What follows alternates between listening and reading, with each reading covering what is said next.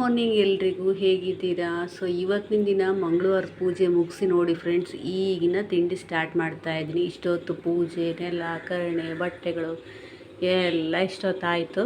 So ಈಗ tiffin ಮಾಡ್ತಾ ಇದ್ದೀನಿ. ಬನ್ನಿ ಏನು ಟಿಫನ್ ಮಾಡ್ತಾ ಇದ್ದೀನಿ ಅಂತ ತೋರಿಸ್ತೀನಿ. ತಿಂಡಿ ಚಿತ್ರಾನ್ನ ಮಾಡಿದ್ದು. ಸೊ ಚಿತ್ರಾನ್ನ ಜೊತೆಗೆ ವೆಜಿಟೇಬಲ್ ಪಿಕಲ್ಸು.